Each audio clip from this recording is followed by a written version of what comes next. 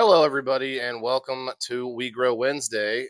So I was trying to figure something out there. Obviously, we're a little late again today. They gave me Facebook back on the Rumble Studios, but once again, it's set to private, and I can't change it. Who needs a private live stream on Facebook? I don't know. And I've looked around trying to figure out how to change it.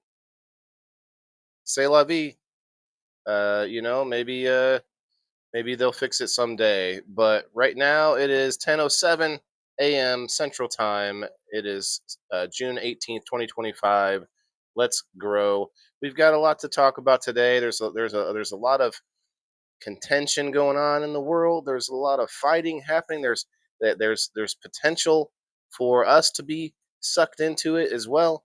Uh, that's not necessarily directly about sustainability and our health and wellness and our food, but it definitely is going to be affecting us. So we're going to check it out. We're going to see what we can find as far as the escalation of the war between Iran and Israel. May not read a whole lot about it, but I'm going to see what I can find, and we're going to check out obviously our typical websites to see what kind of news is happening with our food sources, our health, our wellness. Yeah, I was kind of excited. I was like, okay, well, some of my viewers from Facebook will get to watch today, but no, nope, nope. It's set to private. Who in the world needs to do that? I'm gonna go to my computer here real quick and see if there's a way to change it here. Would be really cool, but I highly doubt it. I can edit live video. Who needs to do that during the show? Hmm, all I can do is throw it away. I can edit post, copy the link. I can copy the link, but that doesn't. It's not going to allow anyone to watch it, is it? Hmm. Hmm. Hmm. Hmm. Hmm. Well, either way, it's a step in the right direction after they took it away. I don't know. They must be trying to fix something, working on something in the background. I hope it's better. Hope it turns out to pull up comments for me or whatever. That'd be great. All right, let's go. Let's check out what's going on. Again, my computer went down yesterday, so my other one did. So it's raining. It's pouring down rain today, and I was going to take it outside and blow it out. Use this little handy blower machine. I think is in my garage, and not an air compressor. It's literally for electronics. It's um it's a like a dusting like electronic duster machine. And I don't want to take my computer out there now because it's raining, right? No, you better sit down. I'm not happy with you. Sit down. Sit. You're gonna make a monkey out of me in front of all these people? All right, come on. Stay right there, bud. Okay, let's see. We'll just share the whole screen in. Maybe throw some tunes in here. Let me know. Comment below. Send me a DM about anything that's happening in the health and wellness and food space. I'm gonna cut down on a little.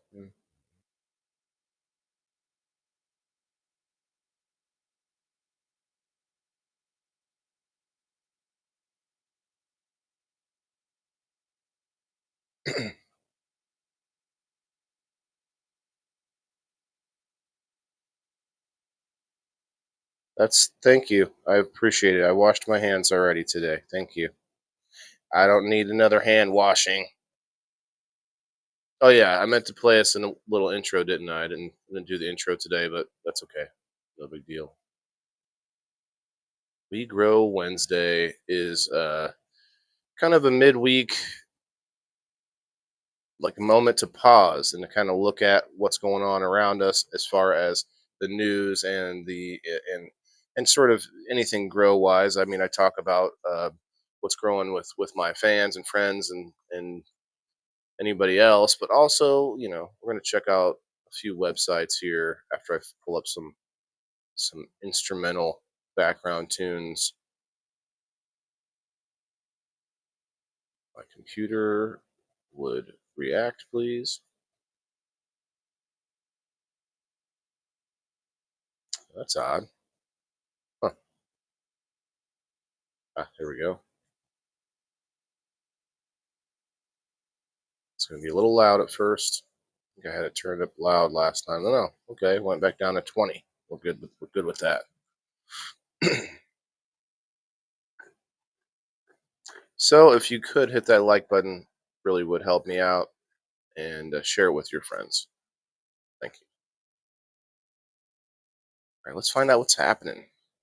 Actually, did bookmark something on X yesterday. Well, here's something. Why we need Nuremberg trials? Oh, that's not a. It's a plant guy, but he's talking about you still support mandating the COVID vaccine for your employees in October 2021. Mark Cuban. Oh yeah, I would do that again in a heartbeat. Huh. Well, let's share this in here.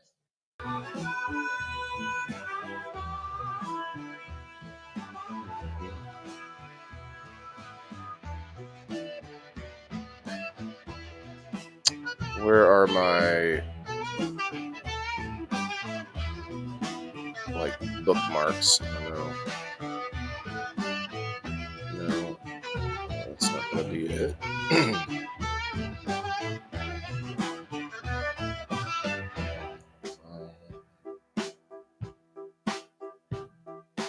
Oh, there they are.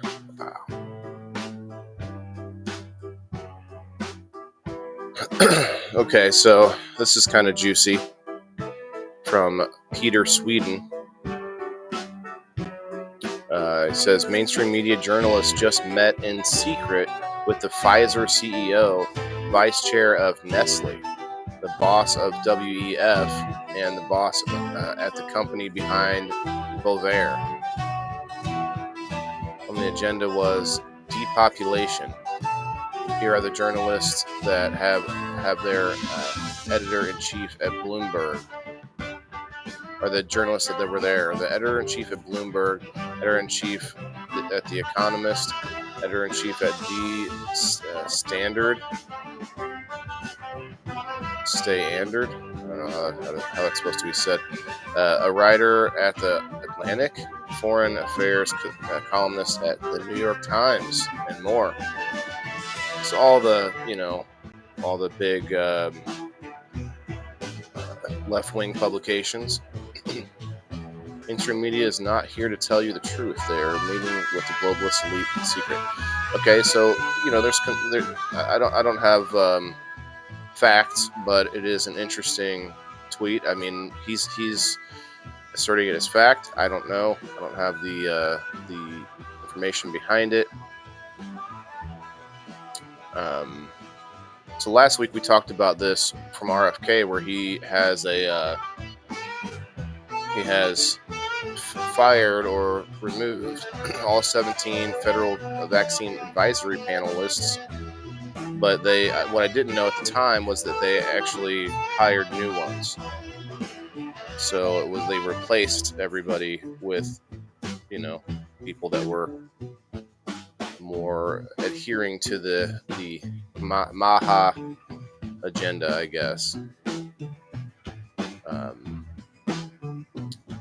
All right, let's see. In fact, let's go over to our usual websites here. We can check through the headlines a couple times to see what's going on, and then we'll see what else we can find. Kind of overslept today because of the rain. Thought, it must not be late enough. Might not be 9 o'clock yet, and then boom, it was 9:30. Lay down. All right, come here. Let's see here. Insurance plans could soon be required to cover uh, hippotherapy. Must be a horse thing. Hippotherapy is a type of physical, occupational, and speech therapy where the movement of a horse is used to treat a patient's specific disability or disorder. Huh. That's interesting. I've never heard of hippotherapy. Hypotherapy, maybe? Hippotherapy sounds a little funny, right? IFB talks Farm Bill, Maha in DC. Interesting. Illinois Farm Bureau. Might want to read that, actually. Let's see what's going on. We've got all your numbers for the typical suspects: corn, soybean, wheat, corn, soybeans, wheat, corn, soybeans, wheat. It's all they care about. It's all they care about. I think it's crazy. I think it's insane. Grow something else, farmers. Well, that's all we get paid to grow. Well, we should get rid of subsidies. Why are there subsidies on what to grow? It should be a literal demand, supply and demand thing. Anyway, don't get me started. Don't get me started. I'm just asking questions, right? We're just asking questions. Let's see. Now trending. DOT, yeah, Department of Transportation rescinds burdensome regulations. That sounds interesting. Fire damages historic barn at state fairgrounds. Oh no. Historic barn made of wood. Very dry wood. 45Z extension survives Senate bill. Okay. So far. Let's see. Milkweed snags 2025 plant of year title. Milkweed is the plant of the year. Milkweed's probably a pretty useful plant, I would think. Heat Ridge arriving this weekend brings temp in the 90s. Yeah, it was. It's been pretty hot, but we got a lot of rain today, so I think all the plants are going to be really happy. Wow, there's some zingers here. There's some zingers. Hey, Chris. Good morning. Pretty slow, quiet morning today, but we're gonna learn something. I've got a few good stories here to talk about or to look at here. Milkweed. I want to know what's so cool about milkweed. The burdensome regulations that the Department of Transportation has rescinded. It's a good story. And then the Illinois Farm Bureau talks Farm Bill, Maha in DC. As budget talks take over DC, IFB leaders meet with the legislators on priority issues. Don't whine, bro. Don't whine.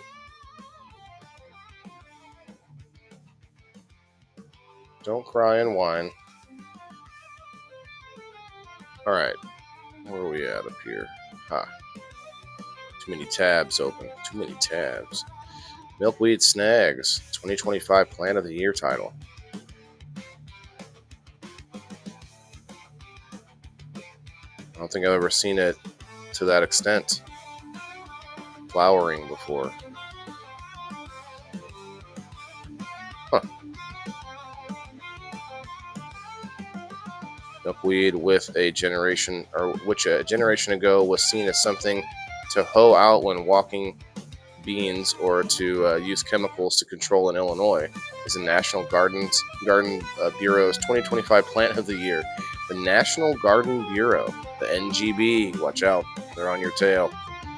The plant got its prowess in part due to its role as food for pollinators. Okay. Monarch caterpillars feed exclusively on milkweed plants. Oh, really? Didn't know that.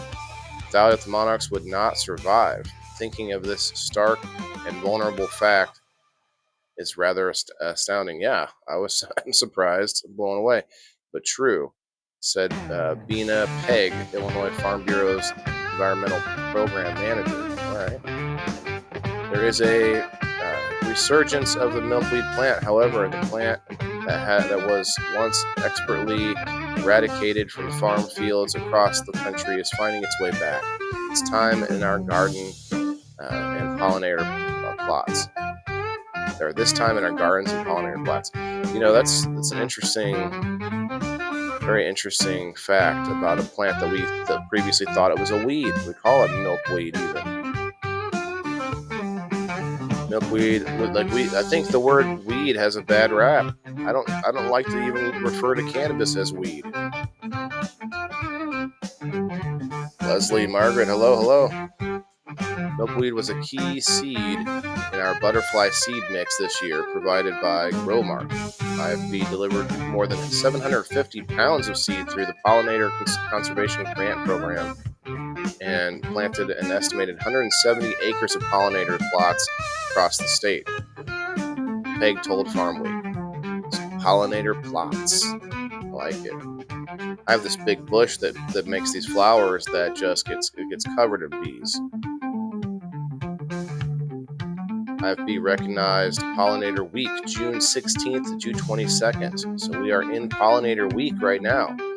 The social media campaign to celebrate pollinators and farmers who support them.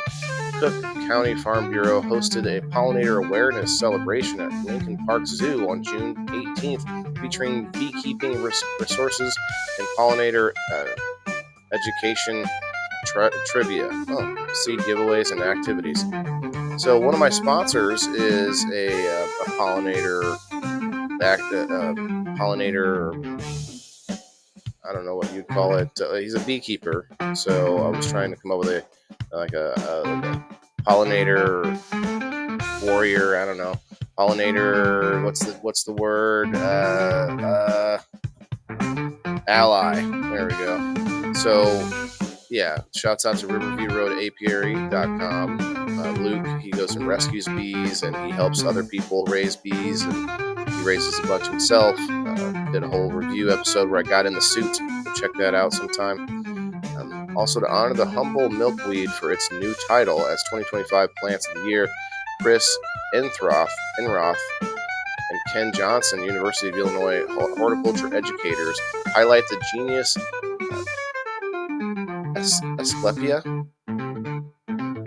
Asclepias, also known as milkweed, in their Good Growing podcast. Okay, Good Growing podcast. Maybe I should check that out. Good Growing. See, there's other people trying to make plants and our connection to nature more mainstream culture. Like I'm not a plant guy. I'm not a plant lover. I'm a plant daddy, but it's just because of necessity. We all have connection to different things in nature, whether that be the medicinal effects of plants or the nutritional. And, animals, of course, and mushrooms and fish and all this stuff. All the living things. Okay. DOT rescinds burdensome regulations. Let's go.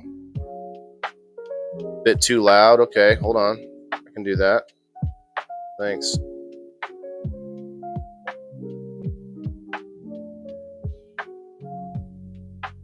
I get stung all the time because the bees love clover in the yard. This foul of it. Hell of a bare root. Hell on a bare foot. My bad. Yeah, that's true. I didn't even know it. I didn't even know about it until he told me. My friend Luke from Riverview Road Apiary. He was explaining how they use clover a lot, and I'm like, I didn't know that about bees. And so when you look down as you're walking through a field of clover, you literally just start seeing them all the time now. Like it just becomes a whole thing. Let's see. Secretary of Transportation Sean P. Duffy, not P. Diddy, but P. Duffy, announced May 29th that 52 deregulatory actions were applied across the Federal Highway Administration, FHWA, the Federal Motor Carrier Safety Administration, the FMCSA, Wow, all these stupid different associations. And the National Highway Traffic Safety Administration, the NHTSA. NHTSA is an FM hit in an FMCSA press release on their website. Wow, no wonder we can't get anything done. In total, the deregulatory package will rescind, withdraw, or amend burdensome regulations that do not enhance safety. These actions also help streamline the code of federal regulations by deleting over 73,000 words from the Federal Registry. What's the matter, bud? Is the rain bothering you? Said FMCSA.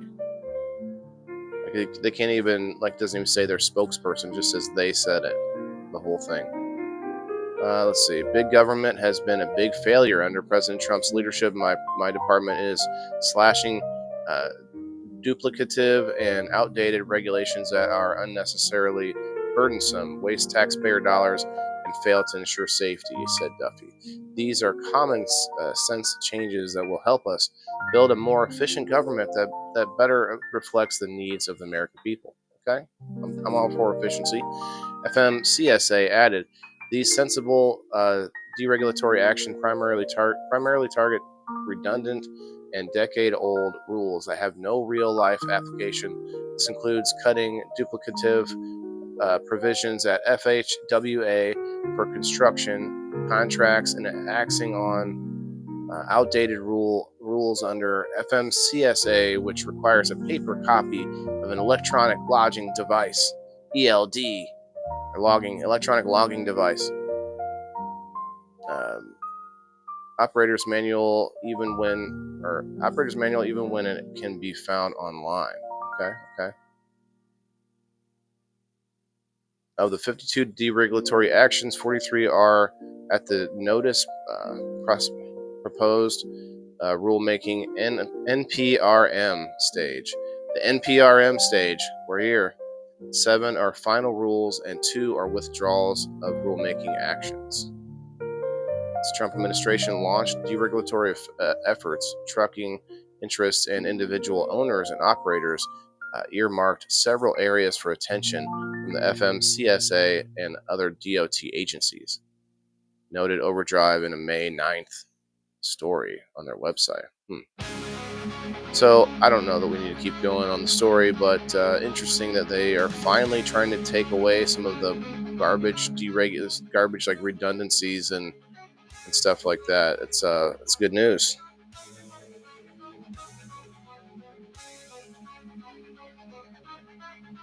Grow for mental health. Okay. IFB talks farm bill in Maha and DC.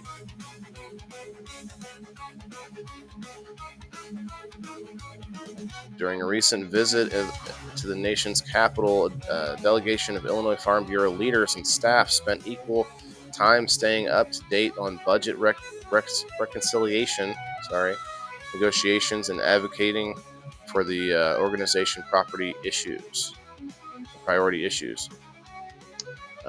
Even with Senate marathon hearings on the reconciliation bill, IFB leaders were able to sit down with Illinois congressional delegations and staff to punctuate their support for the ag provisions, included in the proposed reconciliation legislation, as well as extension of the tax provisions that benefit farmers. But we also wanted to reiterate that this doesn't finish the job on a full 5-year farm bill. IFB President Brian Duncan said, as this bill makes its way through the process, we were also playing defense a little bit, defending things like the research lab at the University of Illinois and defending some of the conservation program payments and technical assistance. All right. Yeah, I have to defend some things because they may want to cut them out. USDA continues to announce cuts, including funding for the Soybean Initiative Lab at the U of I Conservation and Climate Smart programs, which directly impact farmers' bottom lines and essential crop research. Essential crop research, huh? Really? The Soybean Initiative Lab. Is it?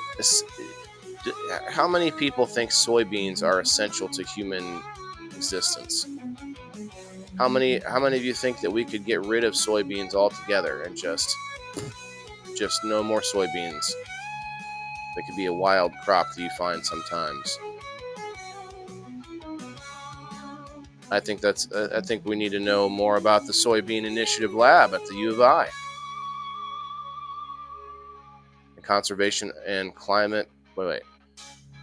For the Soybean Initiative Lab at the U of I and conservation and climate smart programs. I don't know if that makes sense. Which directly impact farms. Yeah, impact soybean farmers' bottom lines. Soybean farmers' bottom lines. This is a problem to me. Too much soy in everything. You're lowering our testosterone.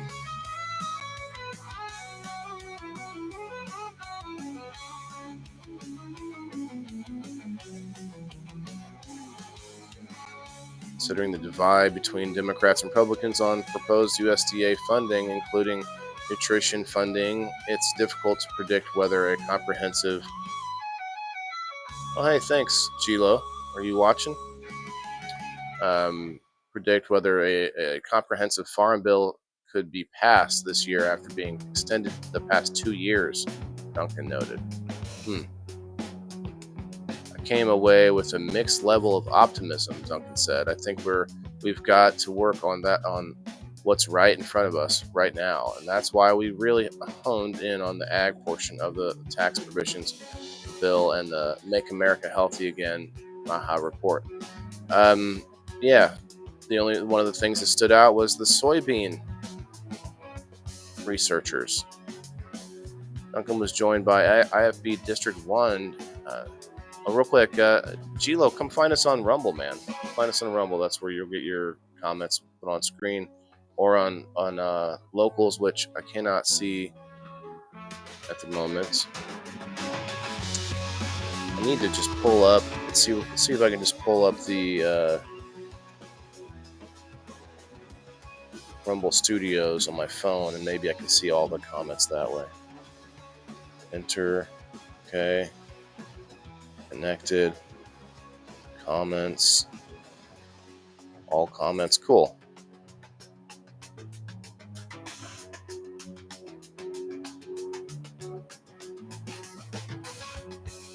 All right. This is probably better for me to see the comments. There's a comment on locals. There we go.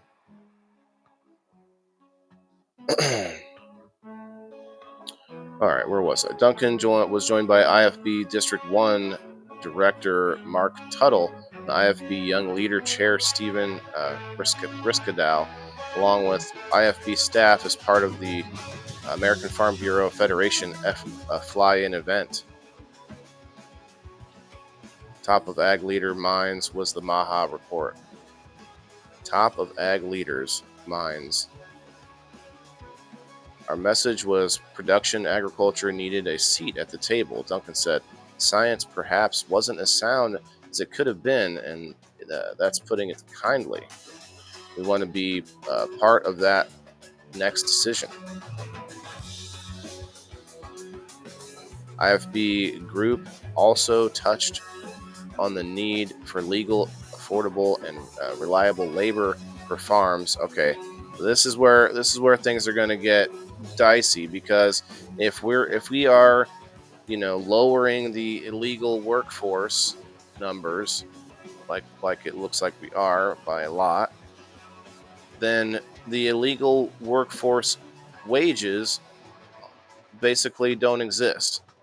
So when they say things like affordable and reliable labor for farms and processors, as well as immigration reform for ag labor. So I think what's going to happen is they're going to try and work out a sort of temporary labor status that you can give to,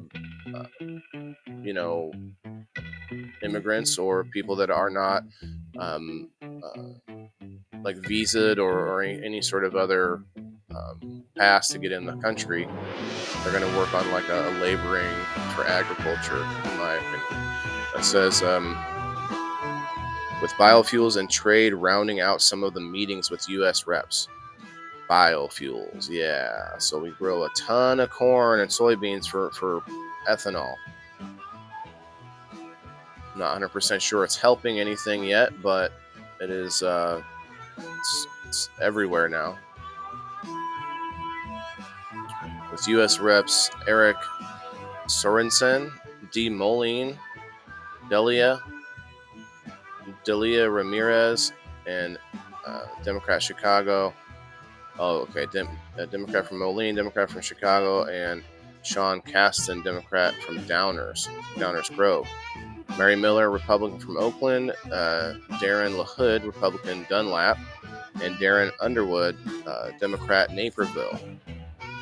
Jonathan Jackson, Democrat Chicago, as well as Senators Dick Durbin, Democrat Springfield, and Tammy Duckworth, Democrat Hoffman Estates. All of the Illinois players. Riskadal, who made his first trip to Washington, D.C. since he was in the Boy Scouts, advocated for policies to support young and beginning farmers, specifically with the FSA loan program. See, that's me. I need some of that money. And the lack of pre-approval processes, which hampers young farmers' competitiveness. Okay, they're talking about me here. It was an excellent experience, the LaSalle County farmer said. Now, see, I need to go to some of these events as like press, Noting the FSA Young Farmers Loan Program issues are personal for him as his county farm bureau proposed what is now a state resolution in support of a pre-approval process for young farmer loan programs. Okay. Someone like me to go to, let's say, a land auction, I don't know if I'm going to have the financing to be at the lower rate, which would help me be more competitive at an auction, Riskadal said. They won't be a pre-approval as of now until you have a contract for sale, and then I've been told it'll be 6 months to a year to get it through. So we're trying to talk to legislators about how we can fix this problem, because we have a great program they put together, but it's got this huge stumbling block to really make it useful for everyone. Okay? I think I'm done with the story. We're upping our presence in Washington, D.C. as these very important issues move forward. So we're going to be lobbyists now, Duncan said. We'll continue to talk about a trade agenda and what that looks like as means for agriculture, and we found some common ground on perhaps some interest in doing some true immigration reform as far as meeting the labor needs for agriculture.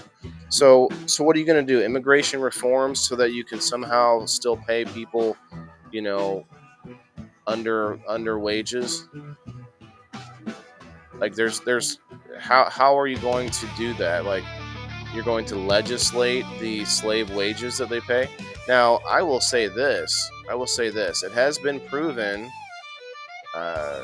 shouts out to Louder with Crowder, they proved that day laborers, the illegal immigrants that you would see at like Lowe's or Home Depot, they aren't coming to work for you for like low wages. It's still $20 an hour or more. Like, it's still pretty high wages. They actually went in, they did this sort of undercover thing where they would undercut the other guys that were at the store waiting to get work. Someone would come through and say, I got this job, or I got this job, and they'd be like, we'll do it for this much, we'll do it for less, and the other workers were getting really mad because they're not doing it for nothing. They're doing it for good wages. So I don't know how that differs from agriculture.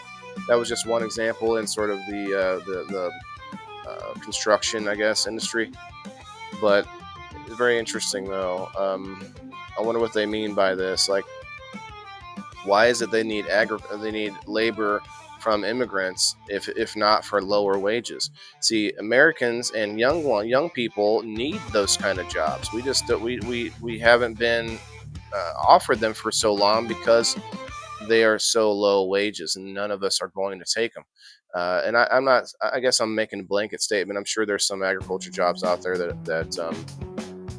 I mean, obviously the farmer's usually American, and there's plenty of work the farmers do. So there's a nuance there, but I will say that our food will be more expensive if we paid like real wages. And I hate to say living wage because I'm not behind all that. Like, I don't think there should be a minimum wage.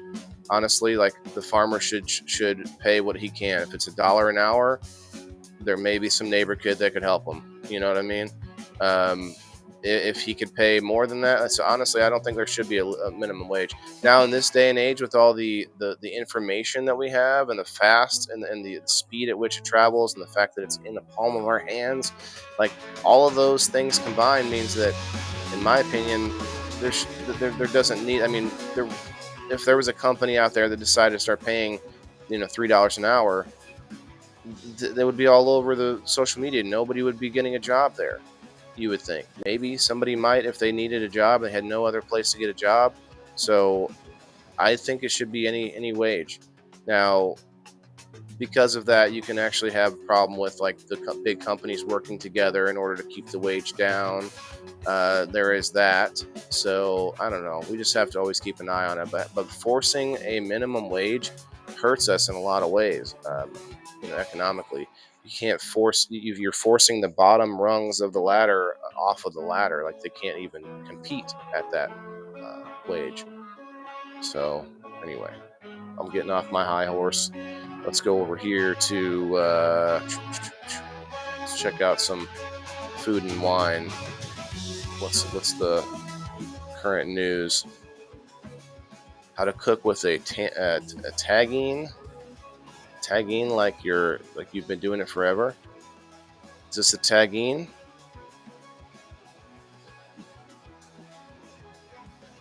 I guess that's a tagine. Tagine, the iconic North African cooking vessel, deliver deep, slow-cooked flavor. Chef Aisha Nurjaja shares her top tips for buying the right size, choosing the best cuts of meat, and building bold braziers with fruit. Interesting. We're not going to read it, but interesting. Would you eat a mushroom you found in the woods? Depends on the mushroom. 10 types of vinegar every kitchen should stock. 10 types of vinegar? There are 10 types of vinegar? Get early bird tickets for Charleston's tastiest weekend. Oh yeah, that's going to be cheap. Make viral carrot salad with Ina Gartons. $5 tool. A $5 tool? Sounds like my price. All right, I think we'll check out this mushroom story. One wrong bite can kill you. That's why this professional forager has just one rule. Just one rule, huh? Look at those. Look at them. Look at them mushrooms. Did you say, Leslie? No oil needed. It's a scam. Right. I agree with that. Emily, hello.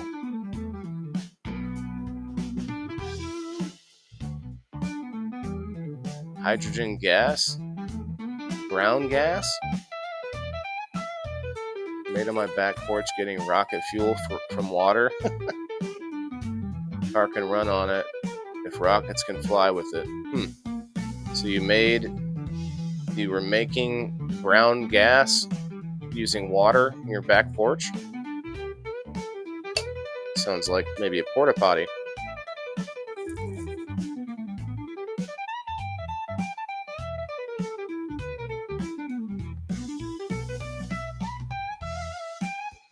$190 proof moonshine will run a car. Yeah. Cooking oil added for lube in the fuel, and you have gasoline. Huh.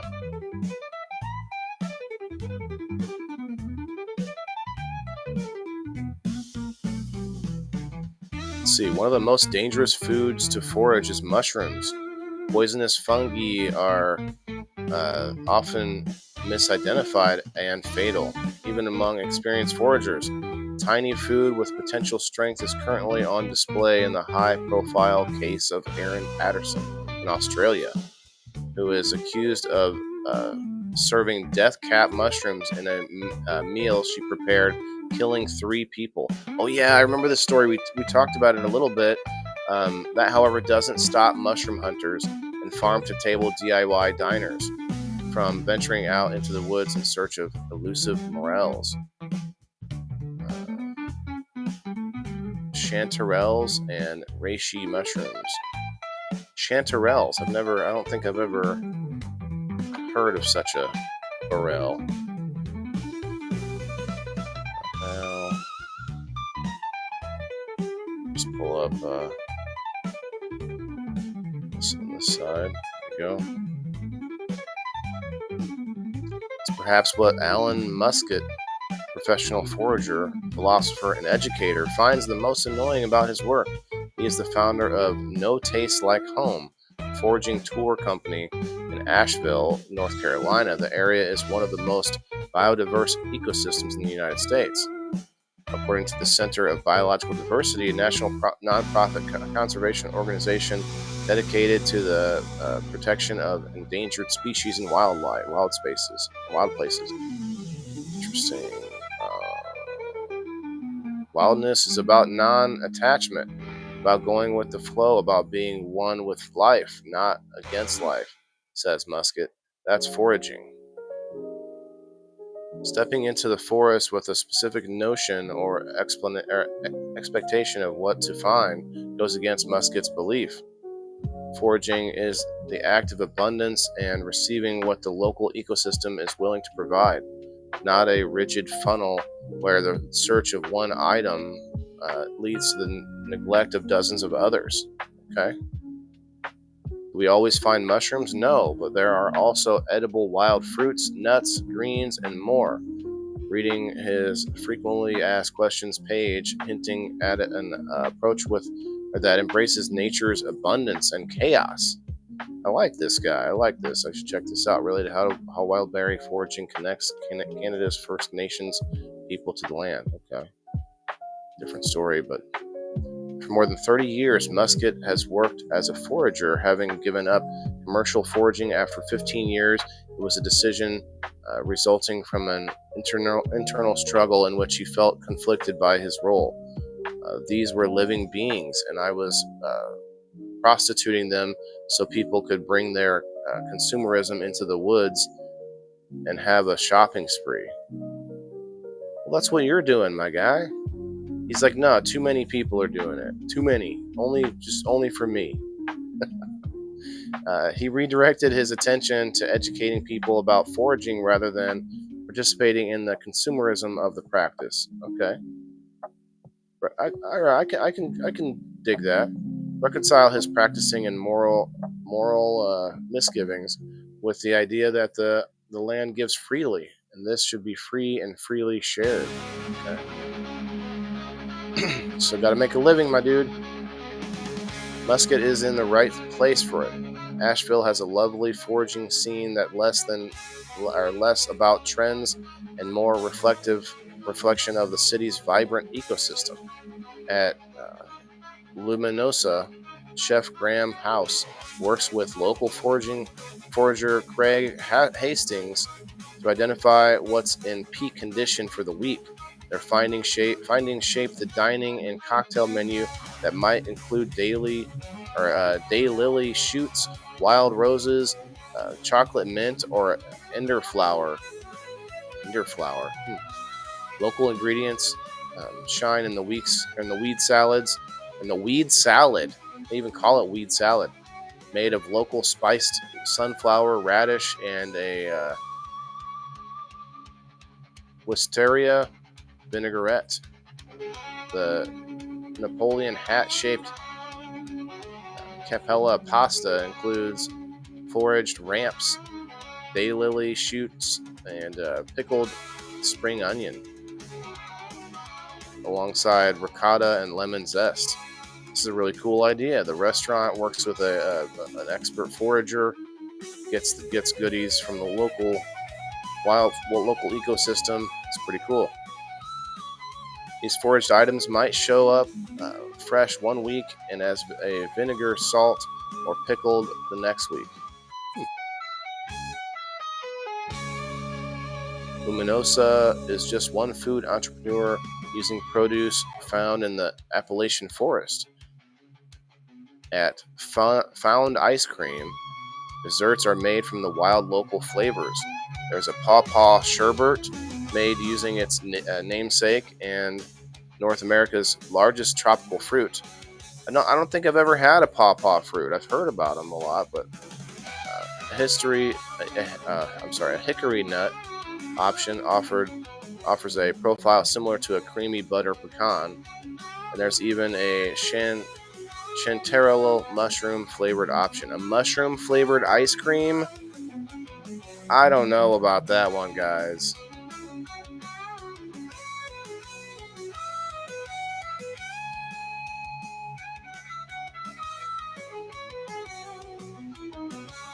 All right, I know about electrolysis, Leslie. I gotcha. Also, they have a lot of white-tailed venison in my backyard. Oh, that's some good eating. Would you eat mushroom ice cream though? Ugh. Ugh. Double Trouble has made a name for itself. The pop-up cocktail spot bills itself as Cocktails from the Earth. It specializes in garden-grown cocktails. Local shiitake, stinging nettle, and eastern white pine are among its bar offerings. While Musket is no longer a commercial forager, his tour guests are encouraged to take their findings and have them prepared at a local restaurant.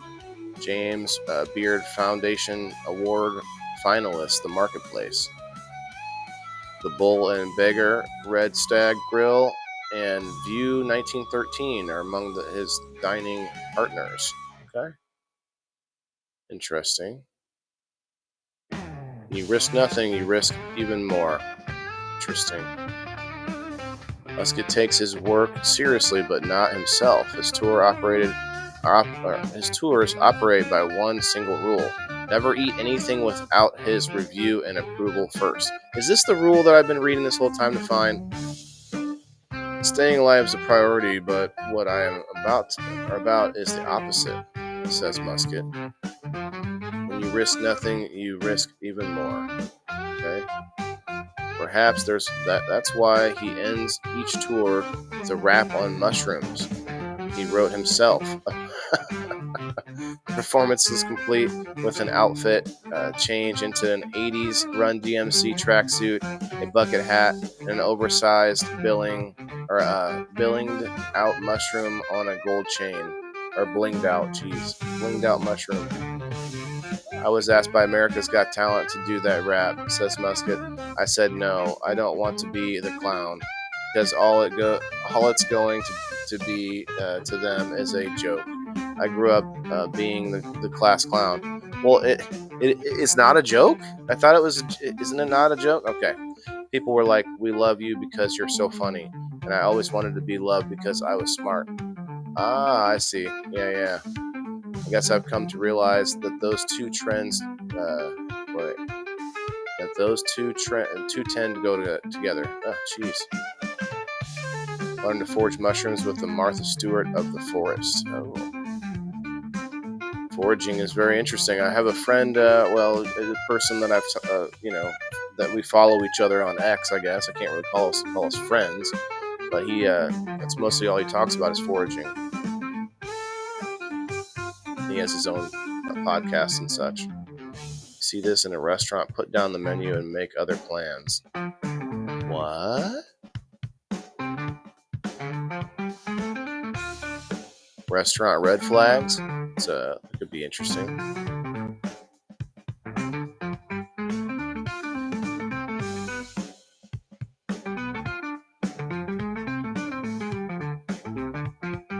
Why is there a roll of toilet paper?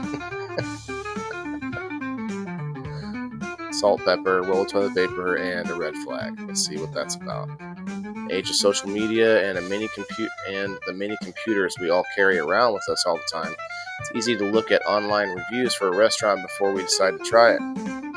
Sometimes we go in unknowing. I did that recently. People used to do back in the day before smartphones, but after the invention of the telegraph.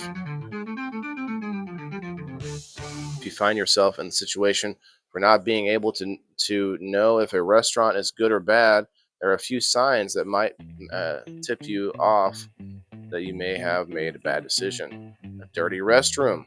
That's a good sign. Said it before, I will say it again. From the mountaintops, listen to your inner lifeguard. Whistle when you step into the restroom and are greeted with a wet floor, an overflowing trash can, or a lack of soap, soup, soup in the restroom soup is good, and in the dispenser. If a restaurant doesn't make the effort to clean an area that customers see, what might other parts of the restaurant look like? Makes sense. Makes sense. A 10-page menu. If the menu is wordier than Gone with the Wind, you might want to reconsider. A truly great menu focuses on a select number of entrees, while a menu that spreads itself too thin just doesn't. It's hard to trust a kitchen that can make meatloaf, lasagna, and enchiladas. The restaurant might think it can master all cuisines. Frankly, my dear, I don't give a damn. Disclaimer: if it's a diner, the menu can be as long as they want it to be, but choose wisely. Eggs, yes. Lobster, fettuccine, no. Sticky menus and grimy salt and pepper shakers. Yeah, that's a good call.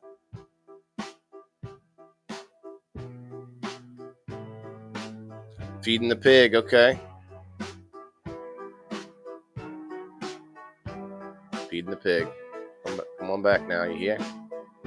So yet another clue that the restaurant does not place cleanliness next to godliness. When you sit down, look at items on the table to see what state they're in. Anything that has a higher viscosity than normal means that no one took time to wipe it down after the last customer used it. That salt shaker could have been in the mouth of a child who just finished eating a Rice Krispies treat. By the way, the correct level of viscosity on a menu is absolutely no viscosity. A strong odor. Walking into a restaurant should delight your olfactory senses, not assault them. You want to smell herbs, garlic, bacon, brownies, but if you smell bleach, bug spray, or chemicals, it's not a good sign. If the scent is a repugnant, strong air freshener that smells like funeral home flowers, what smell are they trying to cover up? You're being ignored. Yeah, that's a bad one. It should be acknowledged by someone when you enter a restaurant. Either the host, a server. Well, I'm usually acknowledged by a sign that says "seat yourself," or even someone standing behind the bar. You want to know that they know you are there. If after being seated you still feel neglected, it could be an indication of what's to come. If service isn't up to par, consider Glenn Close's character a fatal attraction and say, I will not be ignored. You deserve better than that, and it's okay to leave calmly, though. Photos of all the food. Restaurants that need pictures instead of words or explanations to describe the food might leave you disappointed. Besides that, there is no way the food that arrives at your table is going to look identical to the image you saw on the menu. Again, this is a diner, it gets a pass, but those photos are stock images. The line cook isn't uploading photos from his iPhone or anything. Okay? It's not to say there aren't exceptions to the rule. It's possible you can order a pasta dish based on a picture that was on page 9 of a sticky menu after being ignored by your server in a restaurant that smells like Clorox and has a bathroom covered in filth, but the chances are slim. Hey, I like that. I like that story, or not story, but article. I like that one.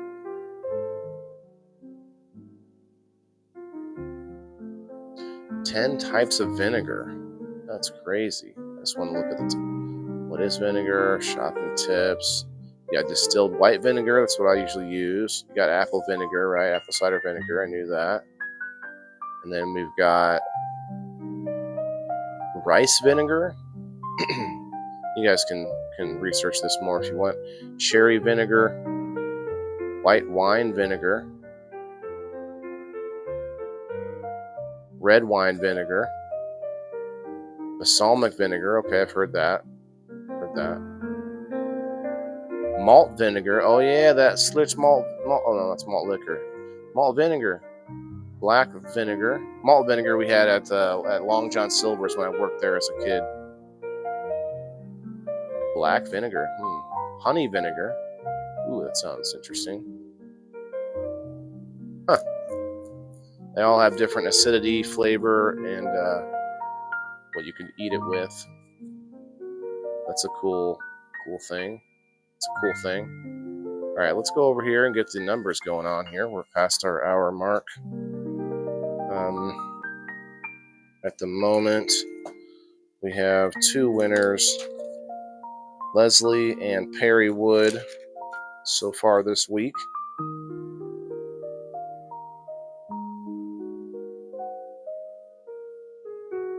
Boy, another disappointing day, but they did bring Facebook back on the Rumble Studio, but it's not actually working yet. It was gone altogether, so that's a move in the right direction, I guess.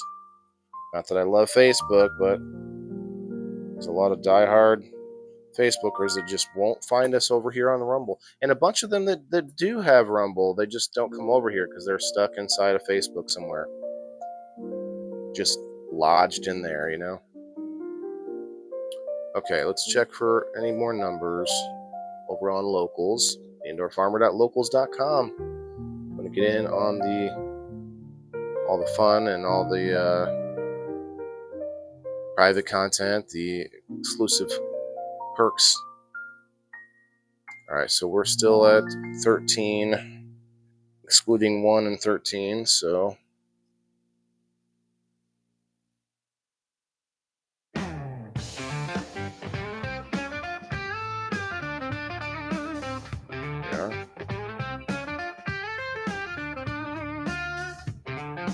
see a hashtag WTIF in the comments if anybody's in here. See how many of you are here for the door prize. I may just not do a door prize today. Although you guys that are still here deserve to get something out of it.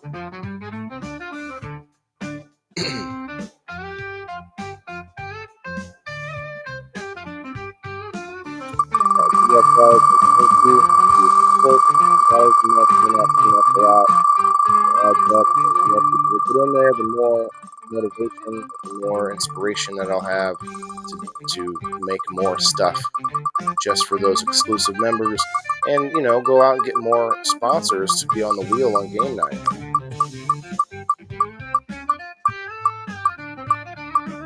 The more people we get involved, the more sponsors will want to get involved, And they don't pay me anything. They literally just give you guys stuff, and then I just use that to leverage getting more people in, and it makes it a win-win-win scenario. Win-win-win.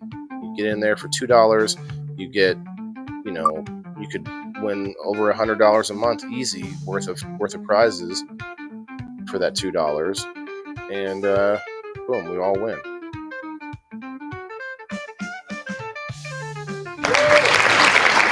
Number 6.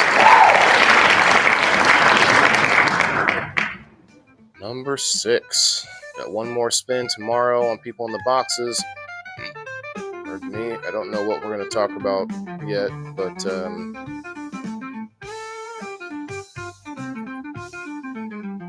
oh yeah, this is the 3rd weekend of the month. I don't know. I'll have to look at a calendar to see where we're at. Emily, another win.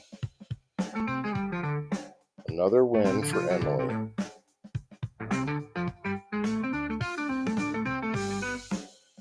Awesome.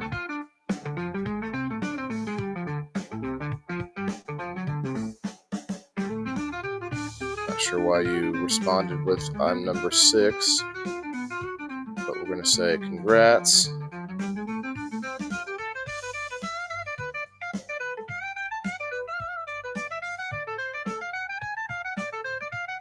Cool.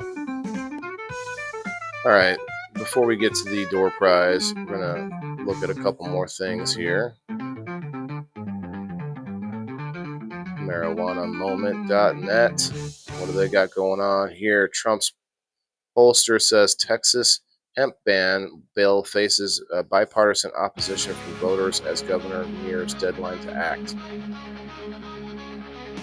Trump's pollster? So they took a poll, I guess, with voters. Yeah, that's probably true. I mean, I think that Texas, the people of Texas want it to be legal, but the powers that be in Texas don't. 3 hours ago, Trump's VA head visits psychedelics research center, reiterating promise to explore benefits for military veterans. Okay, let's go. Let's freaking go over here, because I'm not saying we should all have it, but I think we should have it as an option. Lawmakers could reschedule marijuana with greater speed and flexibility than administration officials, congressional researchers say. What? It's a very confusing article. Lawmakers could reach this from 2 hours ago.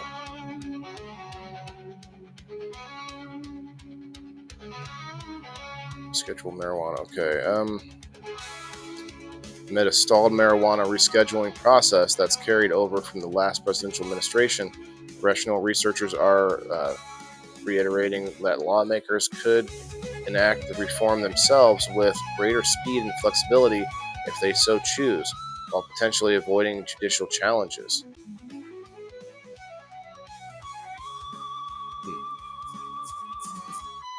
In an In Focus brief published by the Congressional Research Service, CRS, last week, analysts provided an overview of the different mechanisms through which scheduling actions can be implemented, noting the limitations of the process that Biden administration initiated and that the Trump administration has since inherited to move cannabis from Schedule 1 to Schedule 3 of the Controlled Substance Act, CSA. There are 2 ways in which substances can be scheduled under the CSA. Congress can schedule substances by enacting legislation, or the Attorney General, in conjunction with the U.S. Department of Health and Human Services, or HHS, can schedule substances via an administrative process laid out in the CSA, CRS said. For this report, which is an update to an earlier analysis CRS put out last year, researchers delayed various instances which are where Congress has stepped in and made a scheduling decision, such as the federal legislation of hemp under the 2018 Farm Bill.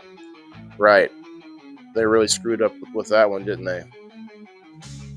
Congress placed numerous substances in Schedules 1 through 5 when it enacted the CSA in 1970. It says since the CSA's enactment, most subsequent scheduling changes have been made by DEA via the rulemaking process. But Congress has at times enacted legislation to schedule controllers or controlled substances or change the status of existing controlled substances. There are several reasons why Congress might decide to schedule or reschedule substances via legislation, it says. For instance, compared to administrative scheduling, legislative scheduling may offer greater speed and flexibility. Okay, we're kind of going in circles here, but I see what they're saying. They could do it a different way that's a lot faster. Makes sense. 20 hours ago, Alaska activists launched campaign to put psychedelic legislation measure on 2026 ballot. I mean, it's Alaska. I feel like a lot of things should be legal there. That's from 20 hours ago. Florida lawmakers passed a bill to revoke medical marijuana cards from people with drug convictions, sending it to DeSantis' desk. Oh man, he better look at the numbers on that to make sure that he's not going to lose a whole lot of. Well, I don't know if they had a drug conviction, can they still vote? I guess if it wasn't a felony, I'm not sure. Not 100% sure, but I feel like he's going to pass that. We know a few people in Florida that may or may not have a drug conviction. Interesting.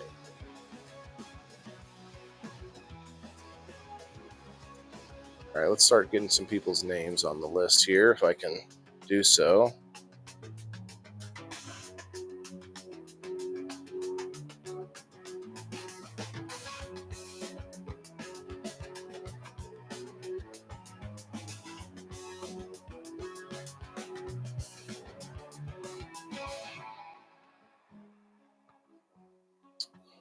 Let's see. Margaret. The Red 6.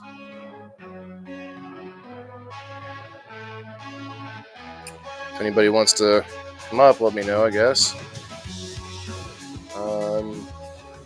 Let's go check out X. Now, I can't see the previous comments before this, so I don't know if anyone else commented earlier. If you're still out here and you don't see yourself on the list, please comment below. Margaret over on the Rumble, on the X.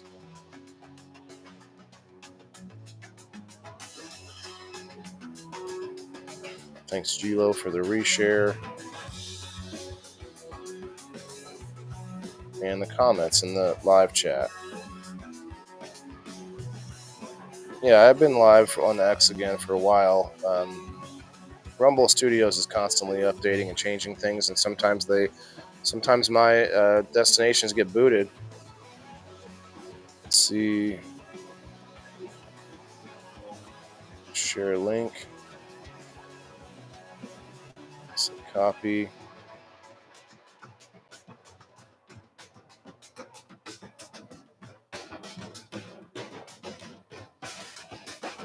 There's the link in case anybody wants it.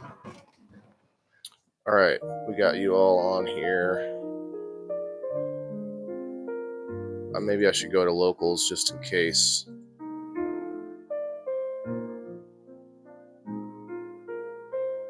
Let's look in the chat. It's going to show them all. Okay, Margaret did. Okay. We got MJ. Oh, MJ. Your cookie's so sweet. Margaret's the only person on there 3 times. You guys are slacking.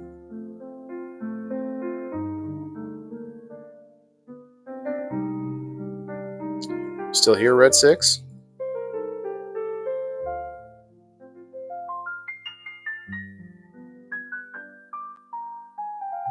This is good. I could actually use my phone as an extra camera if I want to take us elsewhere and go look at some plants.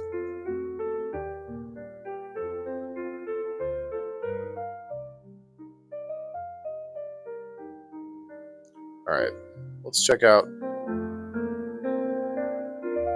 one more article. See if I can affect things here.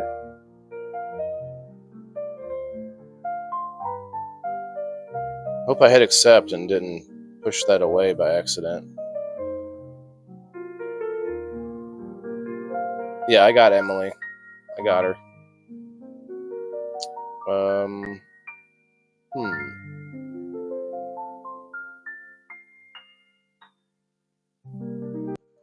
just trying to see what I can do here. What if I do this? There we go.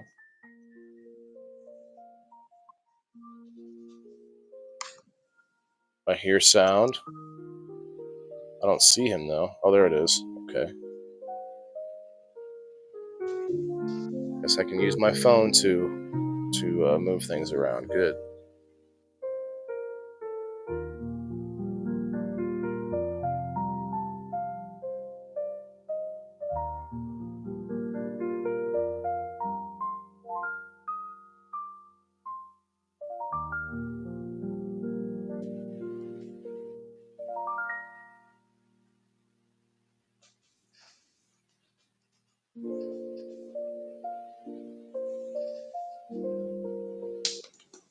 What's up, Red?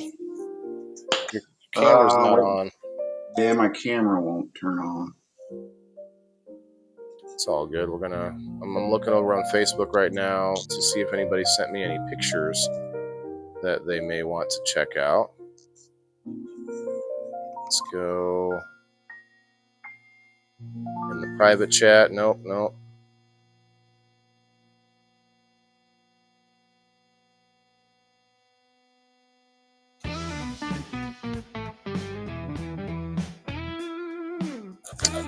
Hey. I lost my other computer, so I'm using my phone to see you. I didn't lose it. I'm going to see if I can fix it, but...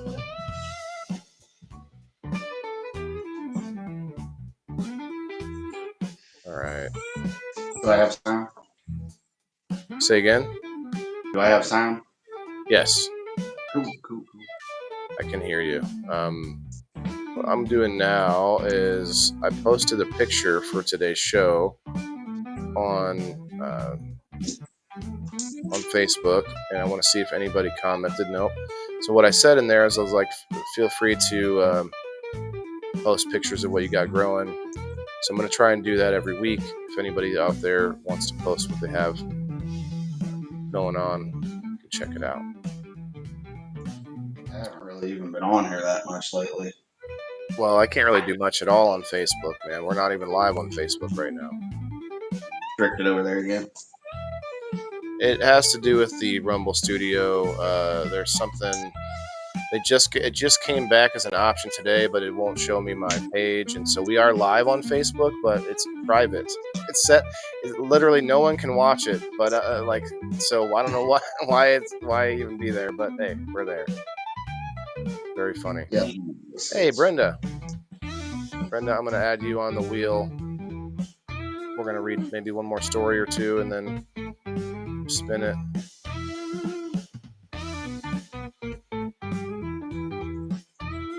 So how you been? Busy? Yeah. Summertime's usually pretty nuts for me.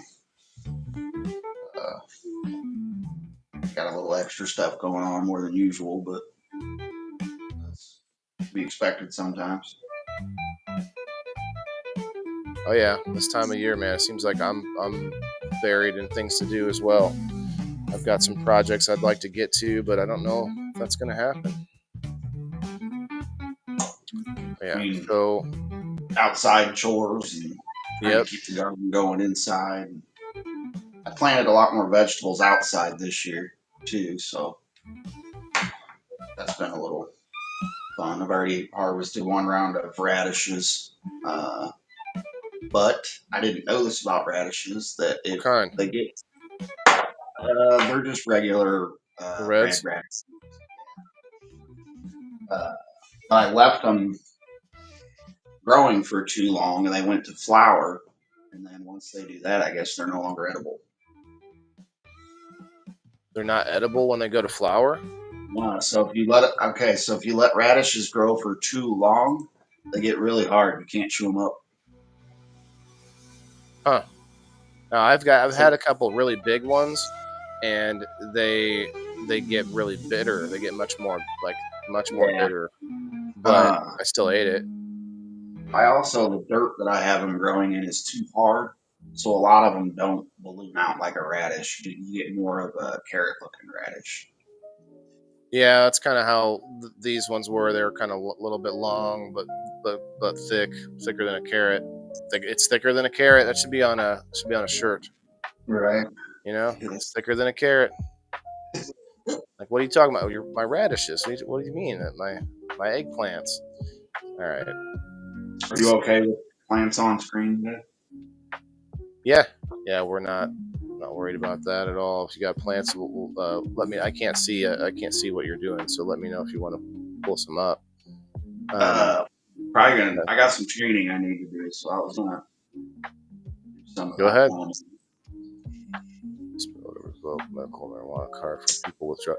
Yeah, this is a somewhat alarming here. They're gonna revoke. So I think it's silly that they even have to spend the time on this. Like, don't you think there's something more that they could worry about rather than a medical marijuana card going to someone who may have had a drug conviction in the past? Like, what is the concern there? That they're going to do drugs again? Like, how is that? How does that have anything to do with the medical marijuana card? It's just really silly that I they wonder even if have they're to. talking like trafficking convictions, take the deal type of stuff. I guess, but my whole thing Possession. is like medical patients don't. I mean, some people have said that there are places, some states allow you to get a lot more than other states, but is it really that much more to where you can use it to then resell? Like the prices and everything, are they going to be able to buy it and wait and then resell it on the street? I don't think so. I don't know. I You mean, see some maybe, but you see some of you guys crossing the state lines to go elsewhere to pick stuff up, and then see it sell around here. it seems like a waste of time and money. Um, all right, if you're here, I can pull you up back up here. Where are the plants? Oh, I got right in front of you. I guess not easy to be seen. Wow, bro, you got a nice space there. Yeah, we A go nice again. space. Yeah, I'm way behind. Yeah, they look a little hairy, but a lot better than mine.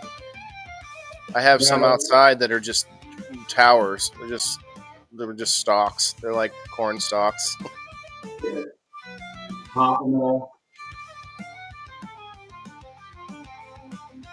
I swear this stroke, it comes up and bites me in the ass when I least expect it. Oh, Brenda, I'm sorry. I had a brain cramp. Oh, I was sitting there thinking, who is that? Well, he hasn't been around for a while, Brenda. It's easy to forget. Yeah, I've been on a hiatus. Hey, look, well, I don't want to bust you out, but when you when you get into a thing, one of those relationship things, you become busy. Yeah, I can't deny that's kind of added to the business. That's the thing, though. That's the ultimate goal. I mean, I think you're doing great. Just give these ladies a haircut, and oh, wait, you got to pull it out from the light so that you can work with them. I see. I was like, why is that one under the light and the one you're playing with isn't? Those, I don't know how much you guys can see, but those are still under it, but training this one. I haven't been Brenda, training go ahead. lately. I haven't been training my plants lately, and I've noticed significant decrease in the yield. A decrease when you don't train them. Yeah. Well, hold on though. Think about it in time, in effort, and time spent. You spend a lot less time doing the training, so yeah, maybe the plant yields less, but maybe you spent less time doing it, so you know I can agree with that. maybe it's worth it. I don't know, but you'd have to do some math there. But yeah, now Well, the I heard this. Go ahead. plant count limit kind of makes it hard for an average grower to maintain a 5 plant count limit and still make it from harvest to harvest with their own self-grown medication. And So with any kind of uh, success, I guess is the way to put it. Like with a good amount of yield and it's a clean product and all that good stuff.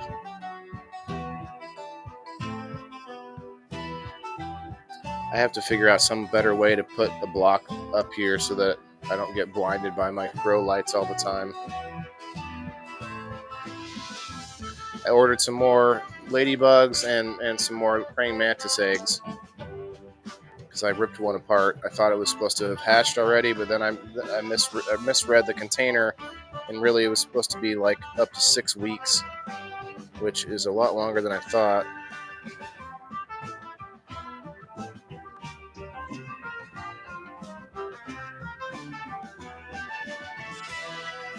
Is there a bug in there?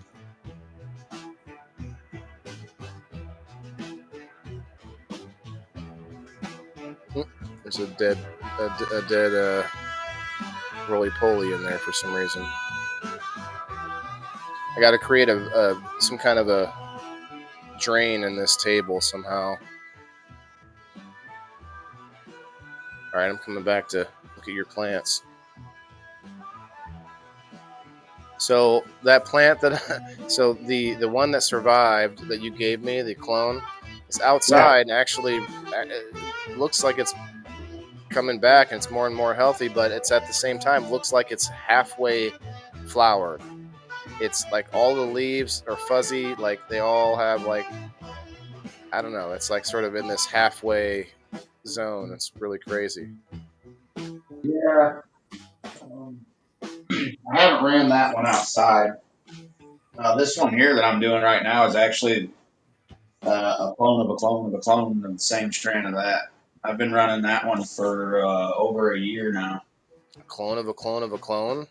You Yep. still get good yield out of it? Yeah. Have you tested? It would be interesting to test the buds each time and to see generationally if it I gets did the stickier. first three runs, and they were all about the same. Hmm. This one, the reason I keep this one around is it's one of the few I've found that actually had a CBD reading on the thing. So Okay, decided to keep that around. makes sense. Oh, you know what, guys? If anybody could tell us if there's an echo now because I'm playing the music and we got Red 6 on the screen. Um, if there's an echo, we can shut that off.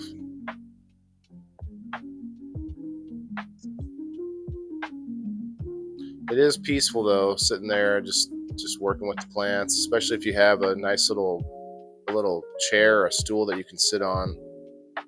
What do you got? Like a rolling? You got a rolling chair, computer Yeah, chair? mechanic here. Nice mechanic chair. That works. It's really nice.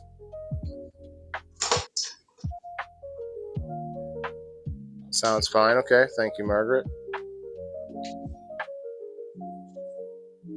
Personally, I think it was God that kept you alive, Brenda. Well, maybe I mean you have things to do still. Got things to do.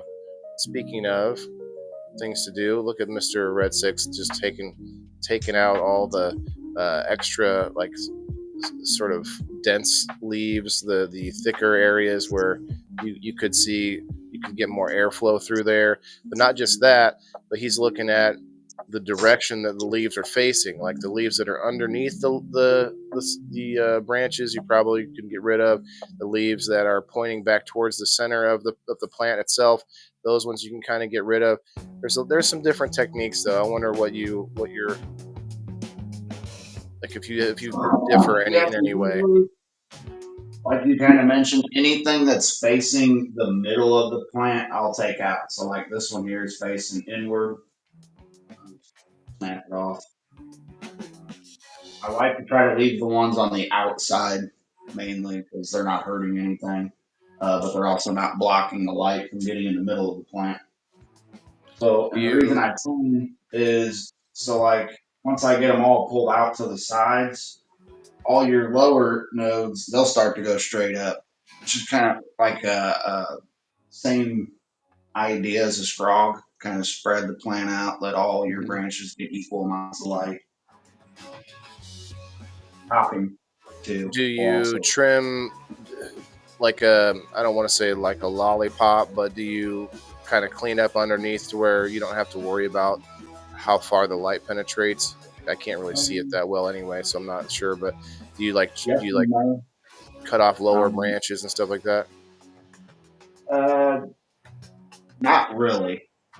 So those lower branches that grow a lot of that larvae, real small, airy bud that you're probably going to get like half a header out of on the whole branch. I take all that and make hash and butter and stuff. Hmm. Yeah, because the stem and everything, leaves, all of it, you can get that medicinal aspect out of it. Awesome. That one's looking pretty nice. Now it does increase the footprint that it has, spread everything out. So you have to be, you know, cognizant of that with all the other plants. But are they all going under that same light? Uh, Actually, here in about a week, they'll all get moved to somewhere else, Hmm. bigger space. Yeah, So I run I could see another light between. right next to that one, man. You got so much room in there. It's nice. So in this room, I do um, my drying tents in the far back corner. Then I have like a veg and clone station.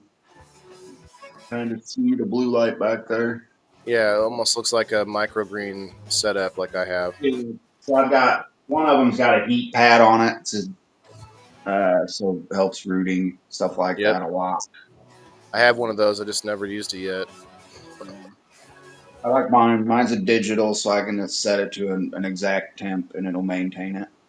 I I think that I may want to start doing that, like not just for cannabis, but like for any of my plants that I want to put in my table, because getting them started in a separate container like that, getting them nice and healthy, and then planting them usually gets has more better luck. I've been putting seeds directly in there, man. I've been putting tons of scrap and like kitchen scraps and seeds that I cut out of my own peppers. There's tons of seeds in that table, but I'm never seeing anything like that pop up. It's like either going to take too long, or maybe the germination process that we can actually do physically is a little bit faster. Like either a cup of water, or the old wet paper towel trick, and all those kind of things. There's probably it's just probably a lot faster than me just putting it in the ground. Like I've planted peach pits and cherry seeds and a bunch of different things, like some tomato seeds and pepper seeds, and none of that stuff grows in the table. So I'm thinking Yeah, about doing it separate. I have better luck if I start them like you said, separate in little square pots. I might start doing that, especially with my peppers, because I'm hoping to get some pepper plants growing in the table there, because the peppers really just keep growing. They keep making more peppers, and I have peppers that are over a year old. They just keep growing more peppers. Crazy.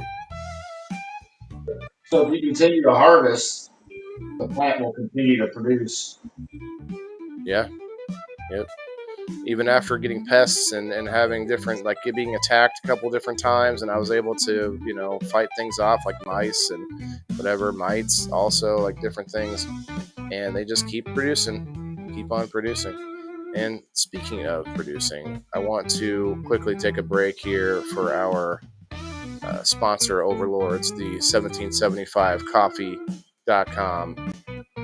Still haven't tried 1775 coffee? Well, no, I haven't. I think I'm going to get one of these starter kits, though. Starter kit, they have only 1,000 of them, and they are normally running $170, but the starter kit's now $99. Gets you a chance to try out all their different coffees, the mushroom blend, the dark roast. But not only that, but it also gets you a few items like a frother, a gold spoon clip, because freedom isn't scooped with plastic. You know, is that a fart or a? You okay?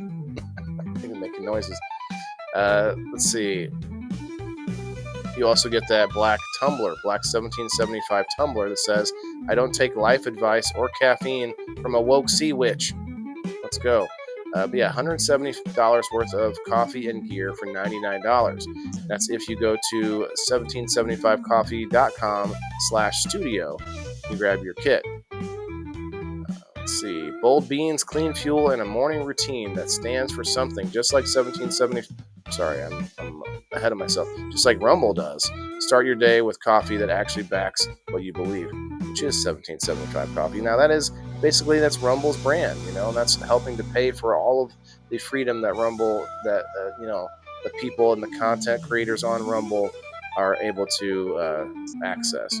And because they don't, they're not beholden to these other companies and stuff like that. That's how they get to provide us with what they're doing. So I appreciate that. Cool. Well, Red Six, we're at an hour and a half. I think I'm going to pull up the wheel for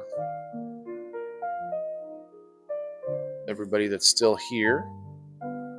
Check the comments real quick. It's the grace of God, that heart doctor I mentioned to him. So Leslie and Brenda, I'm like, I seem to have this attraction where I pull in people who are all trying to find a way to be healthier. But now I'm stacking up a list of people who have had strokes and are only here because God needed them to meet me. Kidding. But no, I'm glad that you're both here. I'm glad that you're both in my life. So, you may have gone through a lot, but maybe there's still good to be had in this life. I don't see anybody new commenting, so I think we're good on the list. Actually, I'll check X one time. I'll check it one time. 1,064. No, 1,164 followers on X. Let's go. Get a chance to go check out X. I'm at the Indoor Farmer. Okay, Leslie, I got you, brother. Let me put you on here.